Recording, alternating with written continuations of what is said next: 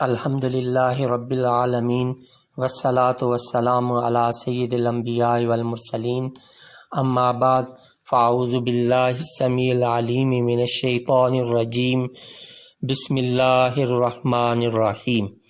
رب اشرح لی صدری ویسر لی امری واحلل عقدۃ من لسانی یفقہوا قولی، صدق اللہ العظیم۔ اللہم صلی علی سیدنا محمد وعلی آل سیدنا محمد وبارک وسلم۔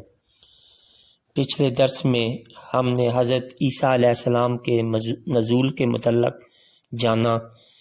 چونکہ یہ موضوع اپنی اہمیت اور عقیدے کے لحاظ سے ایک خاص مقام رکھتا ہے، اس لیے میں نے بہتر جانا کہ اس سلسلے میں کچھ مزید وضاحت کر دی جائے۔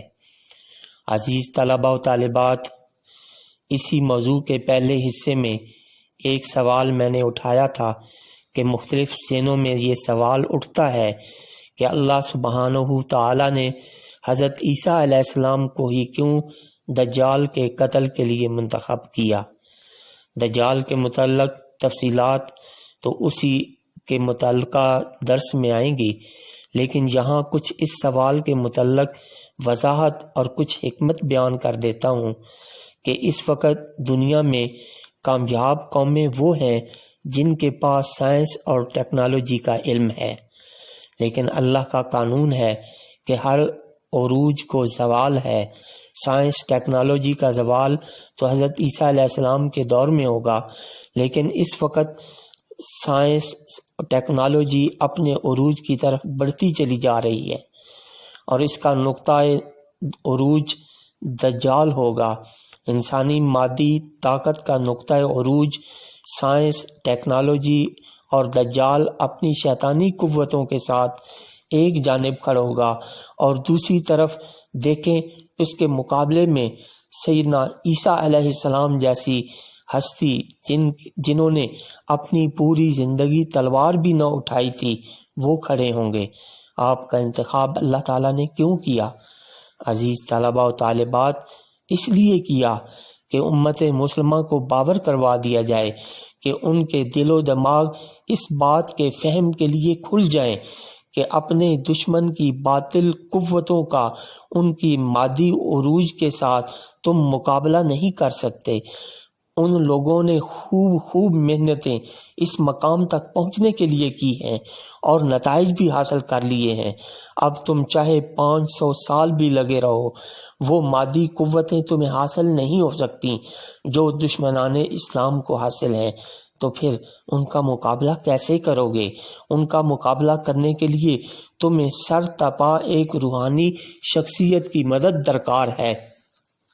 مطلب کیا ہوا کہ اے امت مسلمہ، مادیت، سائنس و ٹیکنالوجی کی اہمیت و افادیت اپنی جگہ ہے، لیکن اس کے مقابلے کے لیے اب زیادہ سے زیادہ توجہ روحانی طاقت کو مضبوط کرنے کے لیے لگاؤ۔ یہ نہیں کہ سائنس اور ٹیکنالوجی سے فائدہ اٹھانا ہی چھوڑ دو۔ دین یہ سبق نہیں دیتا۔ دین کہتا ہے اس پر انحصار نہ کرو، خالی سائنس پر اور ٹیکنالوجی پر محنت کرتے رہو گے، 500 سال بھی اگر محنت کرو گے وہاں نہیں پہنچ سکتے جہاں تمہارا دشمن پہنچ چکا ہے۔ اس لیے تم بے شک ضرورت کے مطابق بیرونی اسباب اختیار کرو، جو کر سکتے ہو وہ کرو، لیکن تنہا ان پر انحصار مت کرو۔ انحصار اور توکل صرف اللہ پر ہو۔ وہ تب ہوگا جب تمہاری روحانی طاقت مضبوط ہوگی، اور وہ مضبوط ہوتی ہے تقوی سے، تعلق مع اللہ سے، گناہوں سے بچنے سے، کثرت ذکر سے، خلوت اور تنہائی میں اللہ سے جڑنے سے، صالحین کی صحبت سے۔ تب جا کر روحانی طاقت حاصل ہوتی ہے، اور پھر یہ روحانی طاقت حاصل ہوگی رکوع سے، سجود سے، تلاوت سے، روزوں سے، صالحین کی صحبت سے اور ان کی نگاہوں میں آنے سے۔ یوں یہ روحانی طاقت بڑھتی جائے گی تو پتہ یہ چلا کہ آخری دور میں دشمنوں اور شیطانی طاقتوں کے حملے سے بچنے کے لیے ہمیں سب سے زیادہ توجہ اپنی روحانیت کو مضبوط کرنے میں چاہیے۔ عزیز طلباء و طالبات، امت مسلمہ کی تاریخ پر نگاہ ڈالیں، غلبہ پہلے بھی ہمیں کبھی ظاہری اسباب کے ذریعے سے نہیں ملا تھا اور آئندہ بھی ظاہری اسباب سے نہیں ملے گا۔ اگر ظاہری اسباب ہی فتح و شکست کے معیار ہوتے تو بدر میں کبھی بھی اہل بدر کو اور نبی صلی اللہ علیہ وسلم کے ساتھ فتح حاصل نہ ہوتی۔ یہ جو سورہ آل عمران آیت نمبر 123 میں اللہ کریم نے ارشاد فرمایا، وَلَقَدْ نَصَرَكُمُ اللَّهُ بِبَدْرٍ وَأَنْتُمْ أَذِلَّةٌ فَاتَّقُوا اللَّهَ لَعَلَّكُمْ تَشْكُرُونَ، اللہ نے جنگ بدر کے موقع پر ایسی حالت میں تمہاری مدد کی تھی جب تم بالکل بے سر و سامان تھے، لہذا صرف اللہ کا خوف دل میں رکھو تاکہ تم شکر گزار بن سکو۔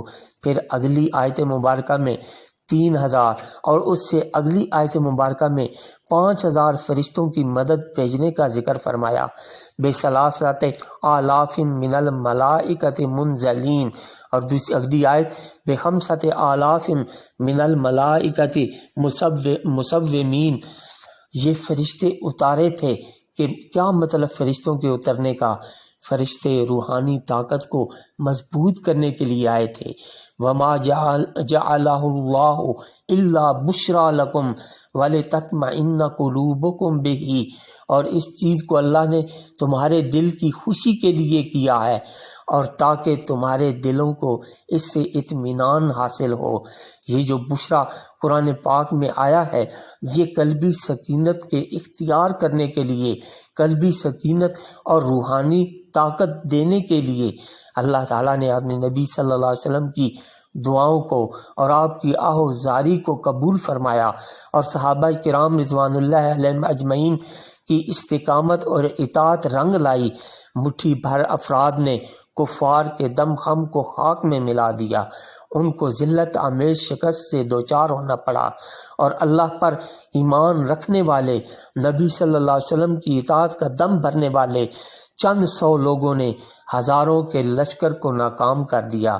اپنے پڑوس میں دنیا کے غریب ترین قوم کو دیکھیں، بالکل لاچار اور بے سہارا، کچھ نہیں ان کے پاس، اور ہم یہ دیکھ رہے ہیں کہ پچھلے 40 سالوں سے یہ دنیا کی سب سے بڑی مادی طاقتوں، پہلے روس پھر امریکہ کو کیسے ناکوں چنے چبوائے۔ ان قوموں نے تو ان کو باری باری غلام بنانا چاہا، لیکن آج تک ان کو کوئی غلام نہیں بنا سکا۔ کوئی کہہ سکتا ہے کہ انہوں نے ان طاقتوں کو مادی طاقت سے شکست دے دی؟ ہرگز نہیں کہہ سکتا۔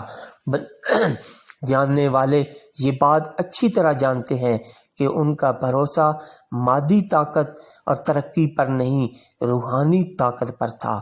ایسی مثالیں اس دور میں بھی موجود ہیں، انفرادی طور پر بھی اور بحیثیت قوم کے بھی۔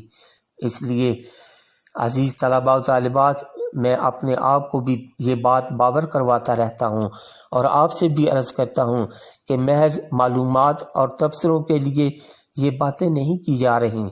اپنی کم علمی کے باوجود اس لیے عرض کرنے کی جسارت کر رہا ہوں کہ شاید اب ہم اپنے غفلت کے پردوں کو اتار دیں، اپنے دل کے دروازوں کو اپنے پروردگار کی معرفت کے لیے کھولنے کی طرف راغب ہو جائیں، اپنے پروردگار کے حضور روئیں، اس سے معافی مانگیں، ایسا ماحول تلاش کریں، ایسے صالحین کی صحبت اختیار کریں، ایسا راہبر ایسا مرشد رہنما ہمیں مل جائے جو ہمارے اندر کی آنکھ کو بیدار کر دے، ہمیں گناہوں کی دلدل سے بچا لے، غفلت و معصیت کی ذلت سے نکال کر ہمارے اندرونی قوتیں بیدار کرنے میں ہماری مدد کرے، اللہ اور اس کے رسول صلی اللہ علیہ وسلم کی اطاعت و معرفت کی راہ پر ہم گامزن ہو سکیں، تقوی حاصل ہو جائے۔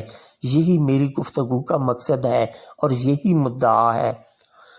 حضرت عیسیٰ علیہ السلام کا اللہ کی طرف سے بھیجے جانا ایک بہت بڑا پیغام ہے کہ دشمن مضبوط ہے، ہر طرح کے جدید اسلحے ٹیکنالوجی سے لیس ہے، اس کے مقابلے کے لیے آج بھی وہی قرآنی ہدایت ہمارے کام آئیں گی جو اہل بدر کو دی گئی تھی کہ تقوی سے اپنے آپ کو آراستہ کر لو، صبر و تقوی حاصل ہوگا تو خدائی مدد کا نزول ہوگا۔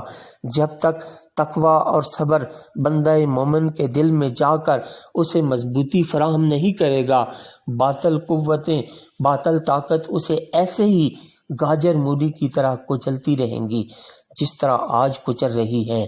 آج بھی امت کو زوال سے نکالنے کے لیے دربار رسالت کی چوکھٹ کو مضبوط پکڑنے کی ضرورت ہے۔ جب اللہ اور اس کے رسول صلی اللہ علیہ وسلم سے تعلق مضبوط ہوگا تو ایمان و یقین کی قوت ملے گی، جس سے اللہ تعالیٰ کی مدد کے راستے کھلیں گے۔ جیسے علامہ اقبال رحمۃ اللہ علیہ نے ارشاد فرمایا، فضائے بدر پیدا کر فرشتے تیری نصرت کو، اتر سکتے ہیں گردوں سے کتار اندر کتار اب بھی۔ عزیز طلباء و طالبات، پھر عیسیٰ علیہ السلام کے نزول کے بعد دنیا کے عیسائی آپ کو مان جائیں گے۔ آپ کی قیادت میں نبی صلی اللہ علیہ وسلم کی نبوت و رسالت پر ایمان لا کر نبی صلی اللہ علیہ وآلہ وسلم کو اپنا امام اور رہبر مان لیں گے۔ آج کل کے دور میں جبکہ عیسائی کئی فرقوں میں بٹے ہوئے ہیں، ان میں سے یہ عیسائیوں کا کون سا گروہ ہوگا، اس پر علماء محققین نے بہت زیادہ ریسرچ کی ہے، اور قرآن کریم میں بتائے جانے والی اشاروں کے تحت اس بات کا غالب امکان ظاہر کیا ہے کہ رشیا میں مشرق یورپ والے کرسچین، جنہیں آرتھوڈکس اور کرسچین کہا جاتا ہے، ان کو زیادہ توفیق ملے گی۔ ان کی اخلاقیات و آداب ابھی تک اتنے آلودہ نہیں ہوئے جتنے کرسچین کے باقی فرقوں کیتھولک اور پروٹسٹنٹ کے ہو چکے ہیں۔ ابھی تک ان کے ہاں ہم جنسی، شراب، خنزیر کا گوشت ممنوع ہے، اور بہت سے ان کے آداب و اخلاق کی تفصیلات ملتی رہتی ہیں۔ اصل حقیقت تو اللہ ہی کو معلوم ہے، لیکن انسانی تحقیق کے مطابق بہت سے علماء کا غالب گمان ان کی طرف جاتا ہے کہ جب یہ حضرت عیسیٰ علیہ السلام کی وجہ سے امت مسلمہ میں داخل ہوں گے تو ان کی ٹیکنالوجی اور ہتھیار اور جدید چیزیں سب مسلمانوں کے کام آئیں گی، اور امام مہدی علیہ السلام امت مسلمہ کی وحدت کو مضبوط کر دیں گے۔ مسلمانوں کی ساری طاقتیں جو الگ الگ ہیں، اس وقت تمام امت متحد ہو کر ایک مضبوط طاقت کے ساتھ دجالی طاقتوں کا مقابلہ کرے گی، اور اللہ تعالیٰ ان باتوں کو صحیح سمجھنے کی توفیق عطا فرمائے، ہمارے دلوں کو اپنی اور اپنے حبیب صلی اللہ علیہ وسلم کی محبت سے، عشق سے روشن فرمائے، آمین۔ انشاءاللہ اگلے درس میں اس فتنے پر گفتگو کروں گا جس کے متعلق نبی آخر الزمان صلی اللہ علیہ وسلم نے ارشاد فرمایا کہ آدم کی پیدائش سے لے کر قیامت تک کوئی فتنہ دجال کے فتنے سے بڑا اور سخت نہیں ہوگا۔ انشاءاللہ میں پوری تشریح کرنے کی کوشش کروں گا۔ کیا فتنہ دجال آنا باقی ہے یا فتنہ دجال کو آئے ہوئے عرصہ ہو گیا ہے اور ہم اسی کے درمیان جی رہے ہیں؟ اللہ تعالیٰ اپنے حبیب صلی اللہ علیہ وسلم کے صدقے اس موضوع کو درست سمجھنے کا فہم اور عمل کی طاقت نصیب فرمائے، آمین۔ وآخر دعوانا ان الحمد للہ رب العالمین۔